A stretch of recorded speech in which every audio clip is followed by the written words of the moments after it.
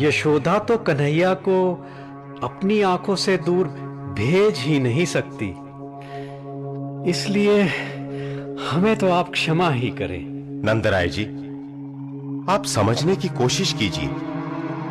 यह सब इतना सरल नहीं है। यह केवल एक न्योता नहीं है, बल्कि राज आज्ञा है। हमारे पहलवान मुष्टिक, कूट, शल, तोशल और स्वयं मैं, हमसे बचकर भला कहां जाएगा महाराज। शाबाश चाणूर, शाबाश। सावधान रहो कृष्ण, मल्ल युद्ध के लिए तैयार हो जाओ।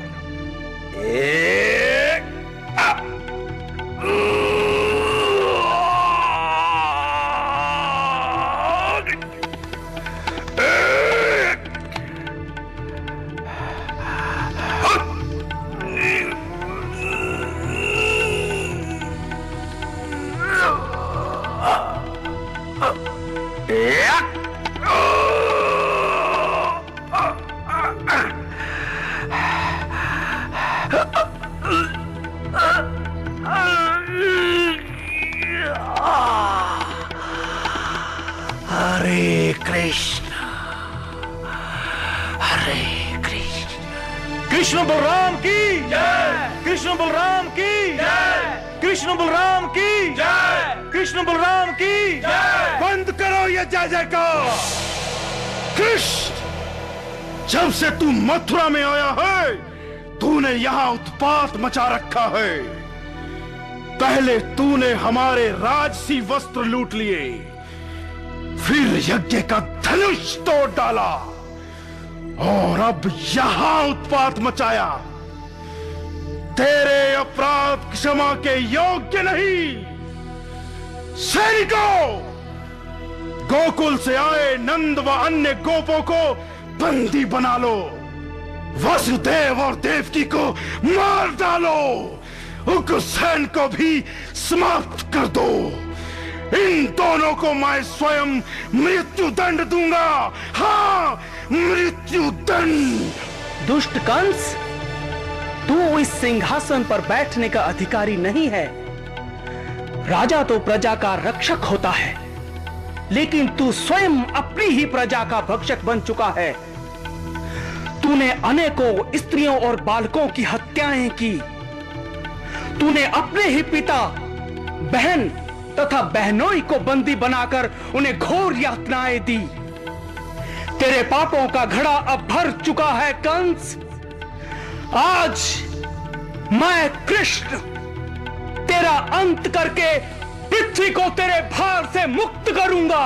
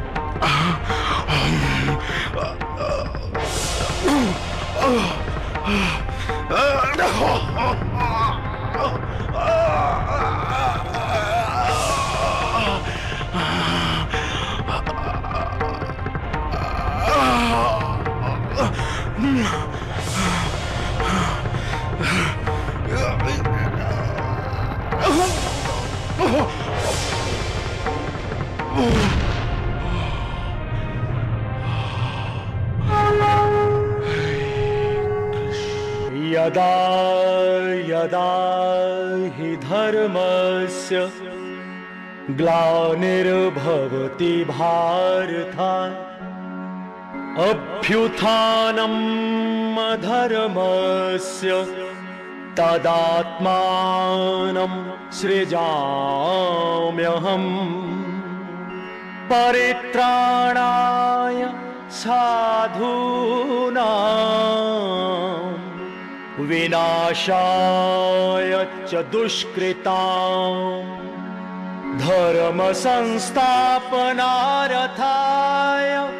संभवामि युगे युगे।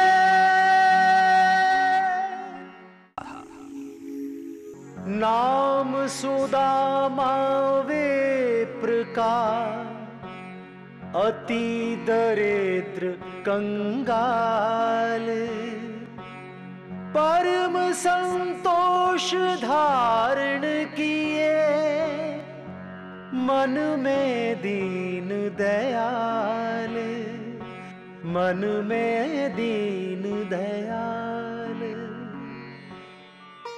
हरे कृष्ण हरे कृष्ण हरे कृष्ण। सो गया क्या? हाँ, आज तीसरे दिन भी भूख से रोते रोते सो गया बेचारा। स्वामी, अपने बालक का भूख से तड़पना मुझसे नहीं देखा जाता, नहीं देखा जाता।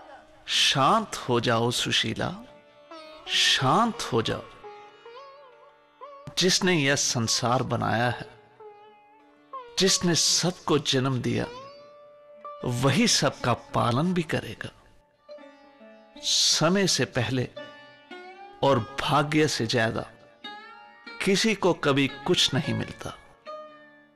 इसीलिए मन में संतोष धारण करना चाहिए प्रिय, संतोष।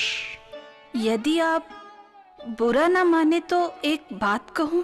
हाँ हाँ, कहो, क्या कहना चाहती हो?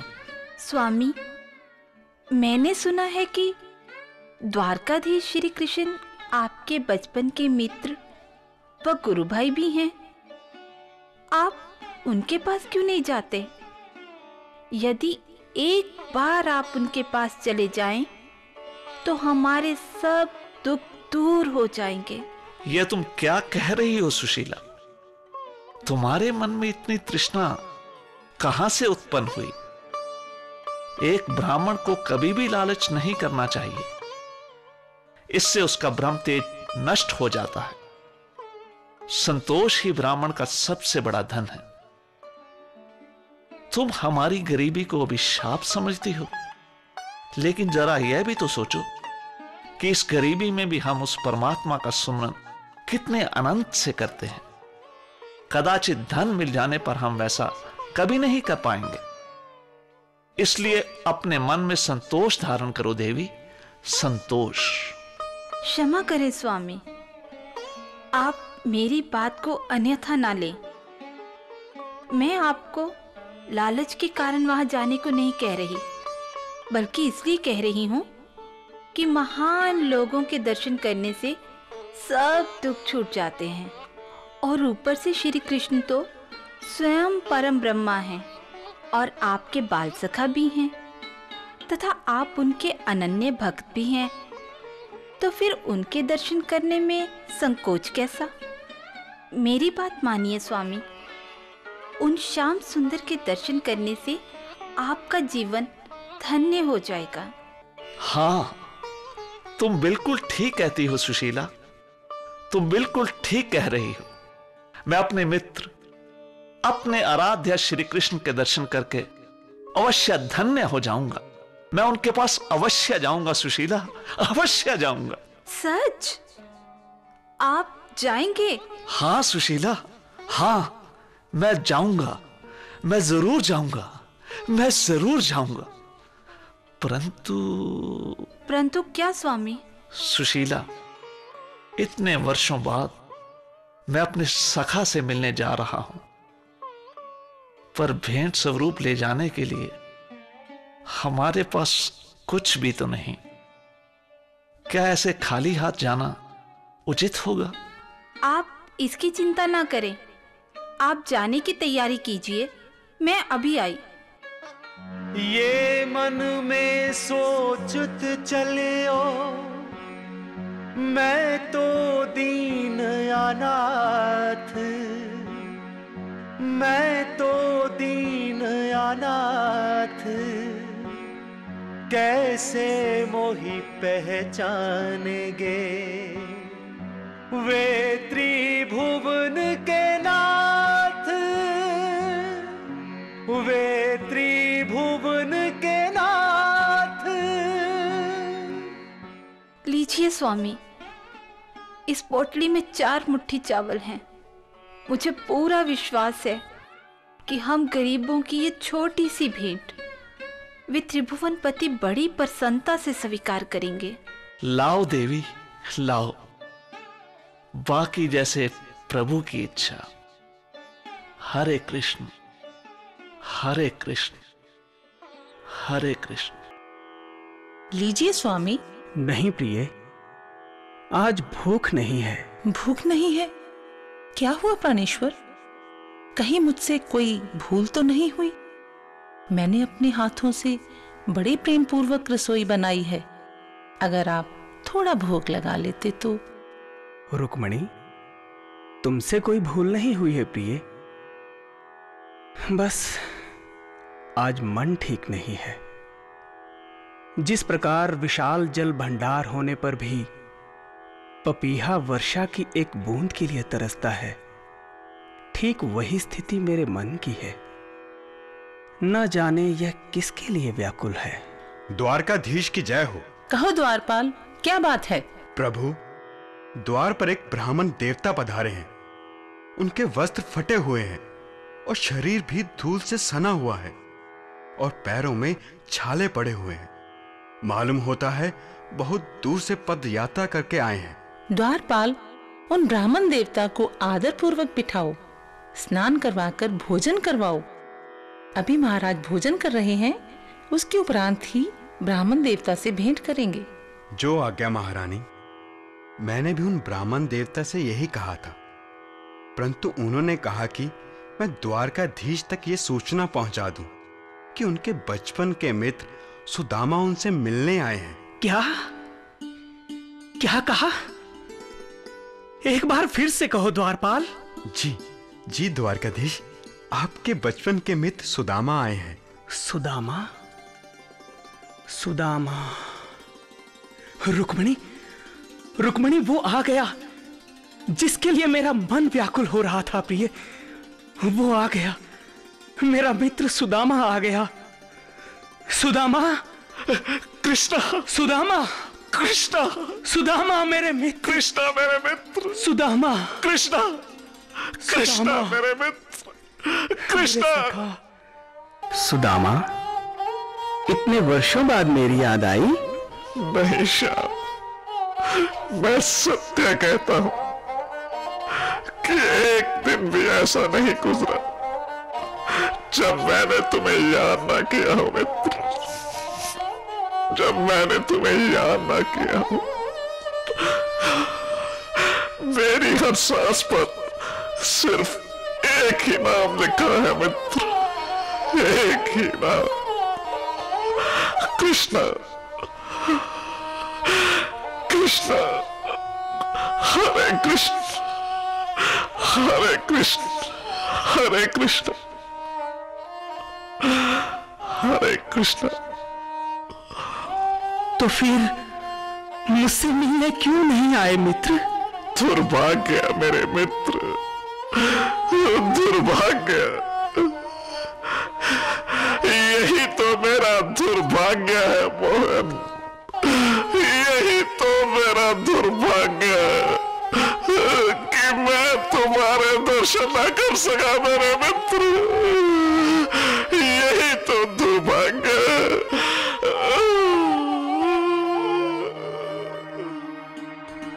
रुक्मणी, ये मेरे बाल सखा सुदामा हैं। इनके चरण पड़ने से आज यह द्वारिका नगरी धन्य हो गई। इन्हें प्रणाम करो प्रिय, और इनके चरण धोने की व्यवस्था भी करो।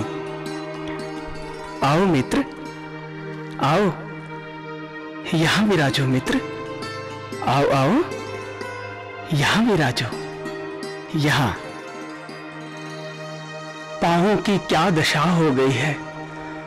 मुझसे मिलने के लिए कितना कष्ट उठाया तुमने मित्र। मैं कभी भी तुम्हारे प्रेम का ऋण नहीं चुका पाऊंगा, नहीं चुका पाऊंगा मित्र। नहीं मित्र, मुझे लज्जित मत करो, मत करो। नहीं सुदामा, तुम्हें मुझसे मिलने की इच्छा थी, सो तुमने पूरी की। अब मुझे भी मेरी इच्छा पूरी करने दो मित्र। देख सुदामा की दीन दशा, देख सुदामा की दीन दशा, करुणा करके करुणा में रोए। पानी परात को छुए बिना नैनन के जल से पग धोए, नैनन के जल से पग धोए। देख सुदामा की दीन दशा, देख सुदामा की दीन दशा, देख सुदामा की दीन दशा, देख सुदामा की दीन दशा, देख सुदामा की दीन दशा। मित्र, घर में सब प्रसन्न तो है ना? भाभी, बच्चे सभी आनंद पूर्वक है ना?